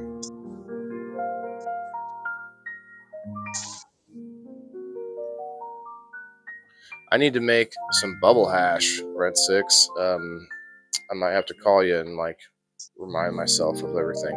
And I'm dreading it because of the fact that I didn't clean all the stuff out last time. And so yeah, you're gonna clean that stuff really good. Yeah, I don't know. If it's gonna. I'm gonna try to do a little some alcohol and water, or maybe I guess vinegar wouldn't do it. A little alcohol and water in the washing machine itself to run it a little bit, and then I'll just kind of dip the bags a little bit. I don't want to, be too vigorous with them. I don't think it'll be that bad, but it's going to be a pain in the butt. That's the truth.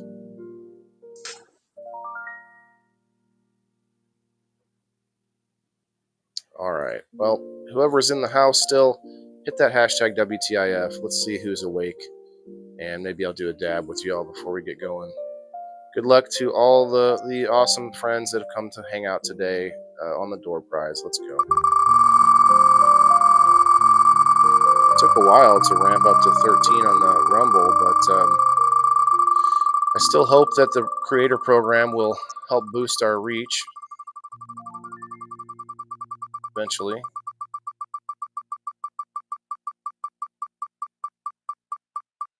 Last month was a little bit of a wash, though, because they had that DDoS attack on Rumble. So I wonder if maybe this month is really the real test to see if I pass the numbers and such, and then maybe get a boost. I don't know.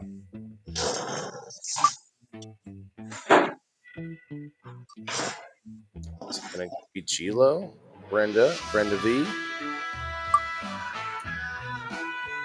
Looks like it's going to be Brenda.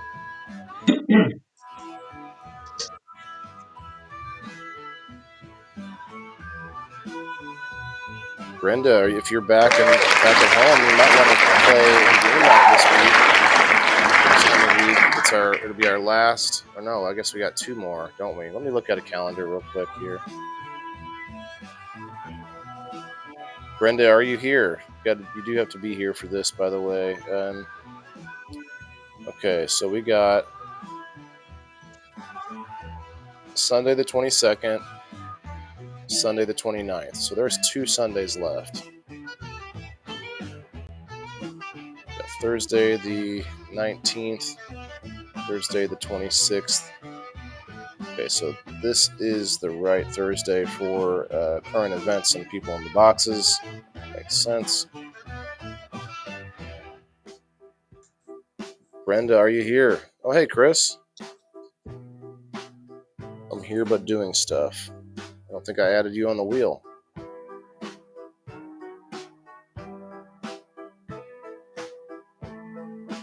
Hey, there you are. Here in Rumble. Okay. Cool. Cool.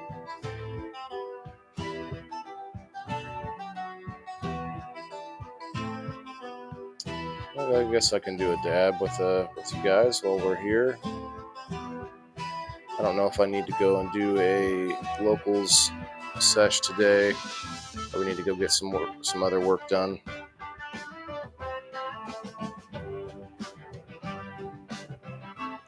Could play some music though now that we're on Rumble and not Facebook. Although I guess we are live on Facebook. I could just end that live stream. It's so weird that it's just set to private and I can't change it.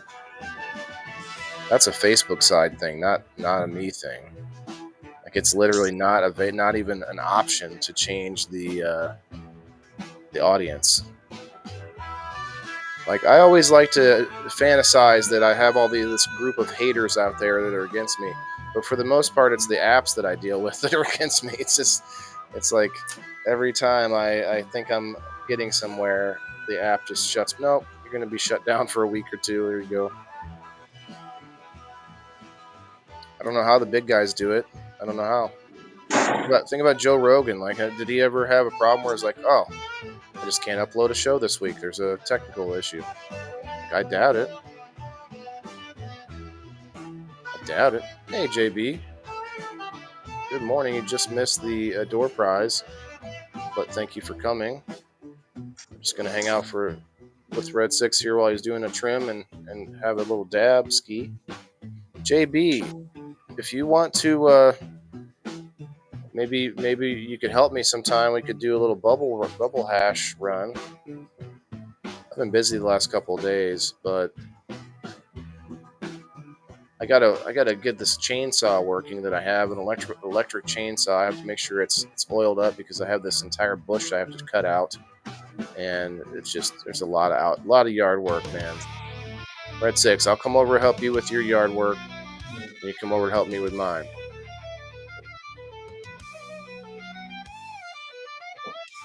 I wonder why, we could think of things like that, like such as the way that a pod works, a school, a learning pod, where the teachers are the parents, but the parents rotate days. They rotate out. So like the pod of kids, say there's 5 kids, they'll go to Red 6's house for this day or that day, and they'll come to my house for another day.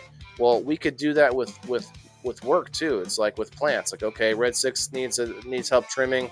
3 or 4 people, like we all, whatever, a group of people, we all go over, we help with that. And then the next day it's the next guy who needs help on his, and then you sort of rotate around. And while you may not be able to work on your own stuff every day, you would get an army of people to help you with it every few days. It's a thought. Problem is people committing to things like that. What do you think, Red? Yeah. Sporadic, ready for bubble hash anytime. Okay, sounds good to help motivate each other. Yes, that's what I'm saying. Like maybe you have outside work, maybe you have inside work, but like each time, you'd have to be careful with not hanging around, just fucking off and not getting anything done. But at least the attempt. You did like schedule certain days of the week or something like that. Like, okay, Wednesdays is Red 6 day or something like that. Anyway, it's a thought. Season pass and bring a one-time visitor for game. What, Leslie? Tent full flowering now. Oh, nice. Send me a picture. I'll pull it up.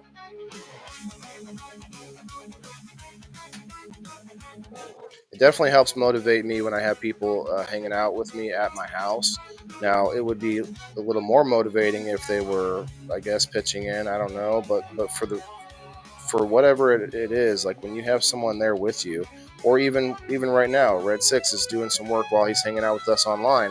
You still get a little bit of that. I don't know, the energy, I guess. You're feeding on motivation of some kind. There's something there. That's why you guys see me go live sometimes just to do some work, some computer work, or get some, administrative stuff done. It's just because there's something about it, man. You like hanging out with some people. You help. I'm helping you get through your day, and you're helping me stay motivated to get something done. It's just there's something about it. You don't know why you thought of that. Amusement park passes. Oh, okay. Yeah, season pass and bring a one-time visitor for a game.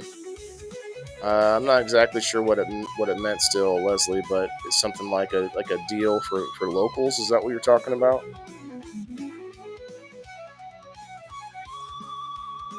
Well, smoke them if you got them, guys. I do appreciate the Wednesday, We Grow Wednesday crew. We like to get through the week, and sometimes the stories get a little political. Sometimes they get, a little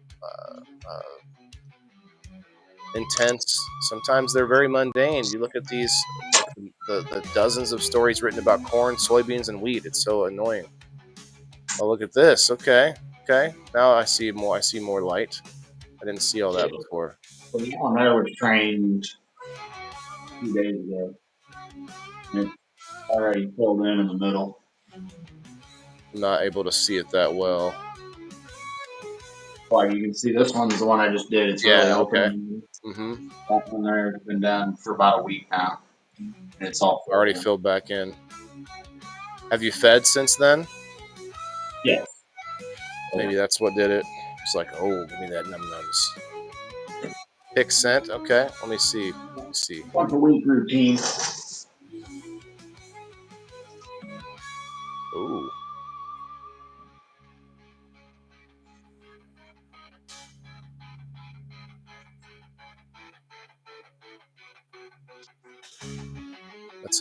That's a full ass room, man. I'm so paranoid about it being so full because I've had powdery mildew before. I have a fan actually that stays blowing on them nonstop, and I run a dehumidifier in this room. Do you run a humidifier too? Only in the winter time. So in the Okay. winter time, you got to add moisture. In the summertime, you take it out because like your heat in your house, it get rid. You know, what I mean, it zaps the Right. moisture. So you Yeah, got to that put makes it sense. in the I thought it was an all the summertime. time thing, and I thought I was just doing wrong by not having it running. So then in the summertime, when your AC's running, it's actually putting moisture into the house. So you got to take it back out. Makes sense. I have two dehumidifiers running in my basement right now.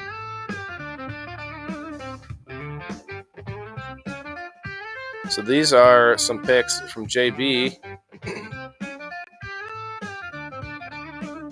Very nice, flowering with the scrog.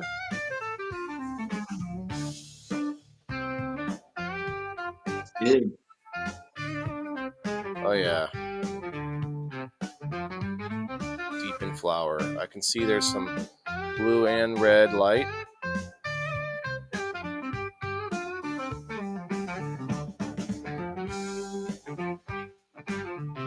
How many plants are in there, JB? How many plants do you have in your tent there? Wow.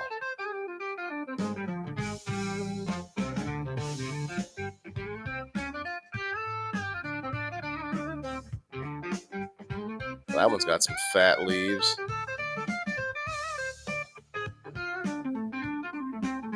Did I lose Red Six? Oh, he stepped away. I see.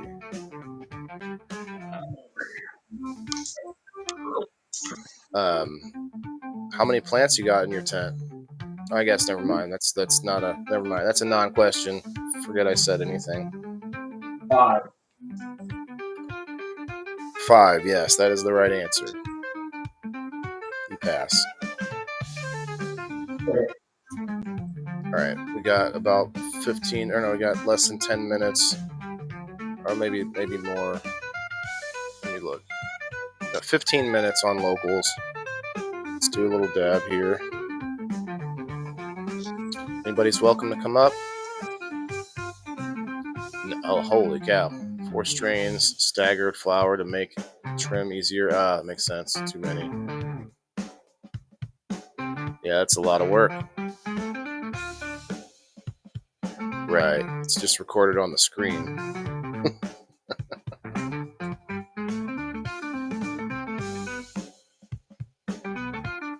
I could take this. I could take it off the screen, I guess.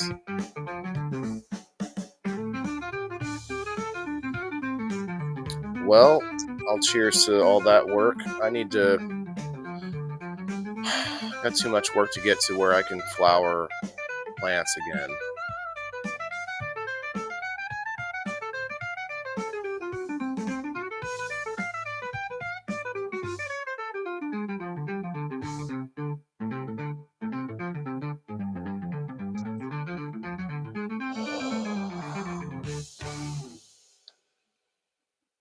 The fan is spinning a lot more than it usually does.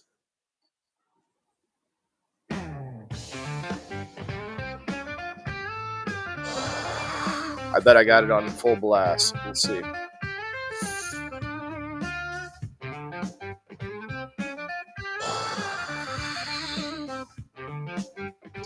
Well, we got some various topic ideas for tomorrow. Have to think about something.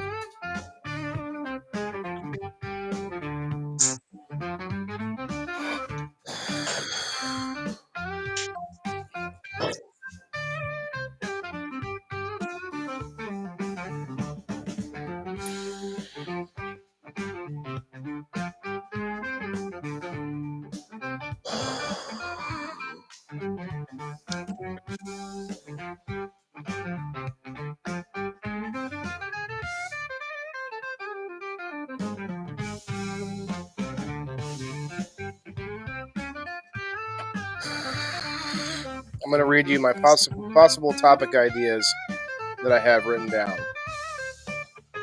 Bird flu. That must have been from a while ago. Immigration. Sex benefits. The benefits of sex. Fighting or full contact sports. Concussion or head trauma. Disassociation or imposter syndrome. Extracurriculars. IVF slash surrogacy, GPS slash tracking, blue balls, like what is it? You know, what's that all about? Work ethic, shipping and receiving, like mail.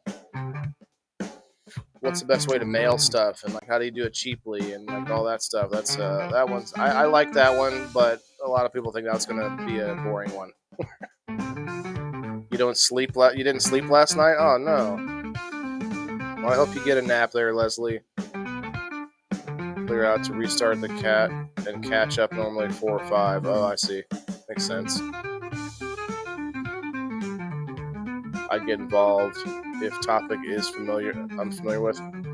Well, the topics are supposed to be stuff that everyone's familiar with. Like, there's not. I don't think there's a topic on here that doesn't have to be something that you do yourself.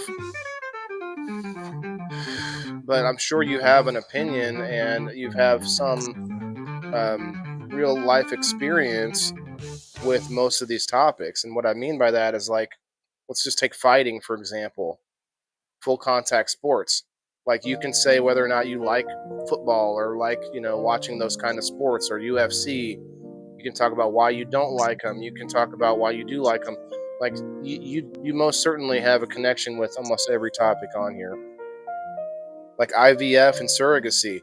I'm not a woman, but I can talk about what I've heard about those, what I don't know about them. We can look it up. I can tell you what my opinion is on whether they're something we should do or not. It's every one of these topics are something that almost every person should have some kind of connection with.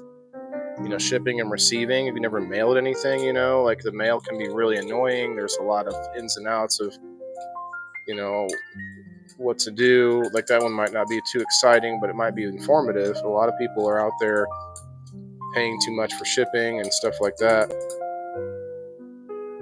GPS and tracking, like we used to look at maps. We could talk about that a little bit, how it used to be about maps. And anyway, I know that my mind works a little bit odd, but I don't want to say different than everyone else because it makes you feel like you think you're special. But what I mean is, I think of things from a different lens, a different angle, like blue balls. I mean, that affects women and men. It'd be like, one time it happened to my man, da da Mhm. da da, like there's everybody's and like maybe everyone could be curious about it. Coming up on screen doesn't mean you have to know about the topic. It means that you could be curious about the topic. That's what I like about it.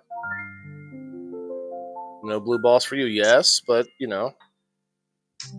stretch my perspective. That's what I'm saying. That's what it's about. Is gaining perspective and building, growing perspective on all these topics. Some of them might be funny. Like blue balls sounds funny, but it's also a painful thing that some men have to deal with, and women might not know what it is. You might be like, well, what the hell does that mean? Like, it's just a joke or what? I don't know. I don't think I've ever actually had it, but it is a real thing. Anyway, it's just about like learning and kind of blue ovaries. Maybe I wonder if women see that's the thing. Maybe women have their own version of it. That's what we could look up. We could find out. Just saying, every one of those topics has some connection to all of us. Extracurriculars, like we could talk about what stuff we did out after school when we were young. I played basketball. I was in the Cub Scouts. I was in soccer. I played the alto clarinet. I did a bunch of little random different things. There's things like chess club and there's debate club. There's a bunch of stuff. That's a good topic. Sex benefits. I mean, we probably almost all of us had sex, so that could be a topic. I'm just saying, I don't see any topic on here that shouldn't be. Or concussions and head trauma. Maybe someone who had a concussion. I mean, second or third hand knowledge about something is still perspective. Anyway, I'm done I'm arguing actually my diagnosed case. with CBI. Say again. I'm actually diagnosed with CBI. Wow. See, like you'd have a firsthand account of talking about that. So, oh, that's right. Next week, or what am I saying? This is the third weekend, so we're doing current events tomorrow. Cool, cool, cool. Gives me a target and a easy thumbnail to make. Let's go. I'll do that after the show here, but got time for one more dab before local shuts down, and I think that's about the time we're going to get going.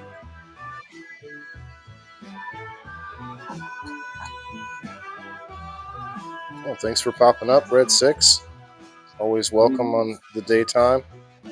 Let me know what kind of nighttime shenanigans you get into. I've just been sitting around going to sleep on my couch the last couple nights. I've been doing a lot of stuff at home, but I should get out. Should find some, pool night or whatever to go to. Yeah, I've been golfing. Kind of what I've been doing.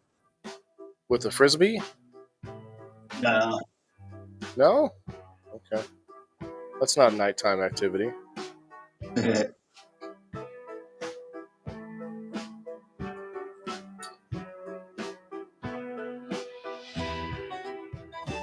Often with blue balls. Cheers.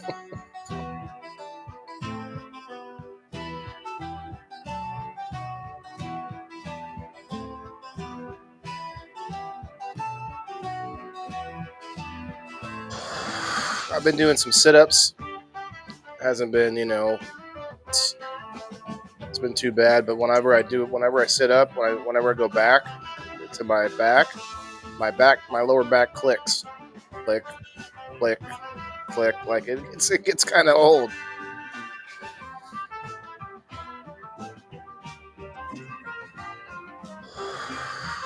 That's why I do things like leg lifts and like knee bends and stuff. But nothing really substitutes a good sit up.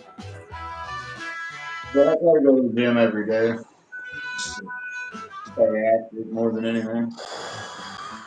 What gym? Planet Fitness. Is there a Pekin one? Yeah. Ah, if it was the East Peoria one, we could meet up. I've only been to that one once. It makes sense to go to the one that's closer, obviously, but there's one that's even closer to me, and it's called Eastside Center. It's a little pricey though. Pretty nice place. I'm thinking about paying for a membership there. They have an indoor track, they have an outdoor track. It'd be fun to run on a track for a little bit. Probably wouldn't be any fun after the first time. The indoor track would be fun to run in though, because everybody's working out around you, and you're just kind of making laps. I would do that. I was at an indoor track meet when I was younger, and that's when I found out I broke my back.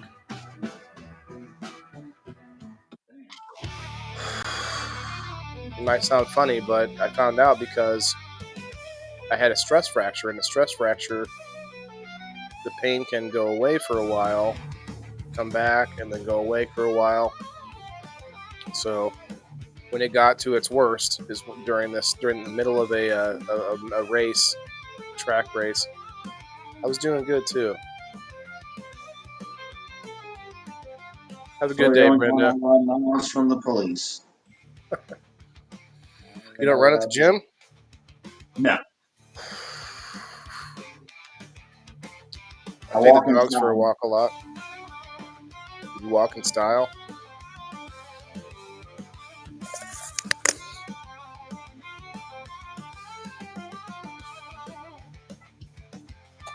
I mean, I like doing a little cardio. I also like doing squats, and I've been doing these squats where I just, as I'm walking, like as you're walking through the house, as you're walking, like as you're going somewhere, you can do squats. You know, the kind where you have one foot in front of the other foot, you know, and you lower your knee down. Just kind of step, squat, step, squat, step, squat. Takes a little longer to get through the house that way, but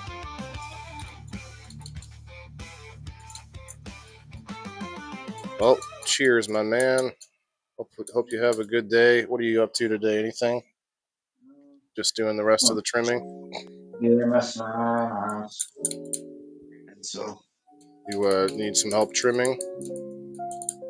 no, I'm pretty well done with all that.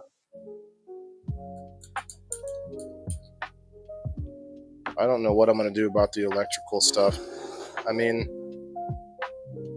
we had room to add at least one breaker, right? We had room for a few, but as far as the amperage goes, Yeah. what I'm thinking is just get one plug over to the flower room so I can keep flowering. Yeah. Or well, and then I think I can. This is after I pay for the equipment, but excuse me, I can probably still fix the outlets that are in this room that the lights and stuff are all running off of. Change those over to 3-prong, and that's Yeah. probably all I can do. Because that would be like 3 breakers, even maybe 2, and there's slots for that. And I think if I just don't use the 2-prong outlets anymore, which I'm not gonna, or we could even take those out, then like just not take them out of the wall, but just take them, you know, pull the circuit breaker that they're on. That would save me the amps, right? But not, it wouldn't be less amps overall, but it wouldn't be like doubling up the draw. not on that one. and it would be grounded. That's the issue, is that I'm running these two prong freaking adapters everywhere, like literally everywhere. Like there's one right here. It's still grounded. You Not. think? What's the Yeah, problem with it then? just not okay. So the reason they added the bare wire inside the electrical stuff is because that bare one doesn't go anywhere else. The only thing that ever touches a bare one is another bare, and those all go to the same place right back in the Into the pan. the whole house ground, right? Yeah, that bus that everything connects to. If you once you get inside your panel of a newer house, the white wire and the bare green wire, they go to the same bus bar that's on your grounding rod outside your house. So this two prong outlet is still grounded, you're saying? Yeah. Hmm. So there's not really a big problem with me using those. What's the problem? Any problem? If you got a three prong plug, you should use a three prong outlet. Well, The way, okay. the way the new stuff is designed is to have that grounding conductor, which is your bare. Your white wire is grounded. Okay, so what's the danger of this situation? A surge, like say a lightning strike or something? Is that Yes. where Yeah. the Yeah. Where okay, so if you have the bare wire or updated stuff, that if you have a lightning strike, that bare wire, that green one goes right to that grounding rod outside. No interruptions, no roundabouts, not until you know what I mean. Right to that grounding rod outside. and this doesn't? But so how can we say this is grounded then? Because inside the panel, all of those white wires go to a bus that But is then goes to okay, grounded I see. by that grounding So it slows conductor. it down just enough that it could back up and then surge Yeah, everything that's in here. Got it. basically. Yep. Well, but this, luckily, this one anyway, is going to it's going to another. Wow, it's got a lot of plug. So it goes from this extension cord to another extension cord that has three outlets on it, and then from that extension cord to a power strip like thing with its own protection on it. So it's protected, I guess, my computer and stuff. I don't know. Anyway, it's time to go, but man, there's a lot of little improvements that need to be made, that's for sure. But I think if I do some of that and clean some of that up, then it won't be as much of a draw on the house either. I can maybe I'm going to be adding more draw because of the lights, but also the light that I have up now is going to be changed to a better, a more efficient light whenever I can get. That's what I need to write that down on my to-do list. And hold a kind LED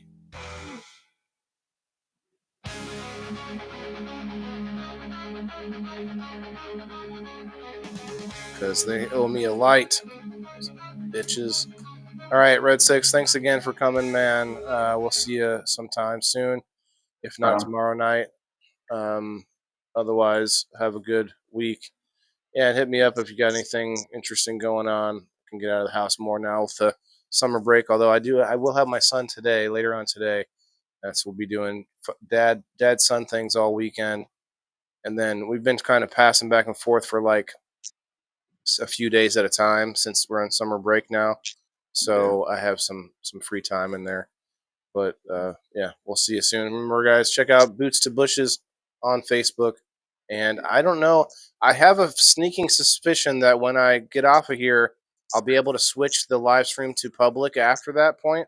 So if you happen to see it pop up on Facebook, hit those buttons and such. But otherwise, find us on Rumble, of course, and go hit the follow button down on the for locals. We aren't live on locals now. We're over the 2 hour mark. But we'll see you tomorrow night, 8 o'clock Central Time for people in the boxes.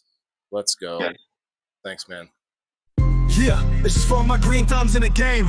Wailing the indoor farmer, check my name. Sustainability, we about to reclaim. This is how we do it, keep it in the frame. I'm Waylon the farmer, the indoor king. Living off the grid, what the city can't bring. Got my hydro set up, my LED lights. Growing all my greens, all through the night. Self-sustain, that's the mission. Growing my own, I'm not missing. Indoor farming, the hustle's real. Waylon's here, and he's